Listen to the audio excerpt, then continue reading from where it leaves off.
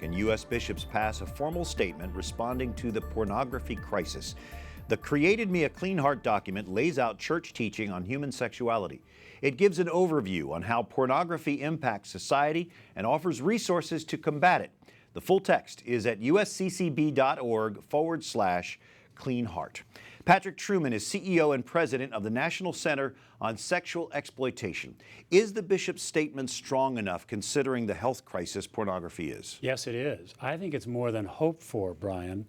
It is a wonderful statement, very comprehensive, and I think it's very important that it ends up talking about God's mercy. For so many people who are caught up in pornography, they need to know God is there for them, and there's a way out. And God is the only answer for anyone stuck in an addiction like that. What are some of the negative effects that pornography has, especially on the family? Well, we know that at least half the marriages that break down in America, pornography is one of the contributing factors.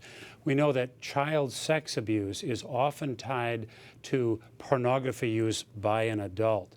And addiction to pornography, the rates are overwhelming. Even children are becoming addicted to pornography because what we know, Brian, is that kids are getting pornography at 8, 9, 10, 11 years of age, and they can't handle that. No one can really handle it. As the document points out, it's not good for anyone. But imagine a child getting steeped in hours of pornography a day. Addiction. Yet there's so many in our society that sort of dismiss it like it's no big deal. They don't realize how it kills the spirit of our society. Well, and I think that's changing, Brian, because now pornography affects, in one way or another, every family in America. If you're not immediately harmed by it, you're worried about your kids. You're worried about your spouse. So things are changing, and people are willing now to say, we have a national problem. Let's address it. How about the availability of pornography on the internet? That's really exploded this crisis, has it not? It has, and it's changed the crisis so that it's an every person crisis. We all have to be worried when we're on the internet. And what's so important about this statement by the bishops is that we can really understand the church gets it. The church understands that this is a public health crisis and it's time to address it. That's refreshing. What impact do you hope that this document has and the follow-up to it?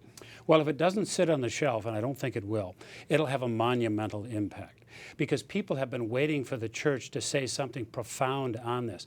And it's not just the statement, it's all the rich resources that are cited in the statement. There's a plan here for action going forward. What more can and should be done by the church here? Well, every Catholic church in America should take on the job of implementing what's in this rich document. And so the National Center on Sexual Exploitation has suggested a 5-point plan, training from top to bottom. Every priest needs to understand what the crisis is and how people are harmed and how to get out of it, what the help is. We also need every church to have literature on pornography. People should come first to the church, yet most churches, while they have brochures on everything, have nothing on pornography.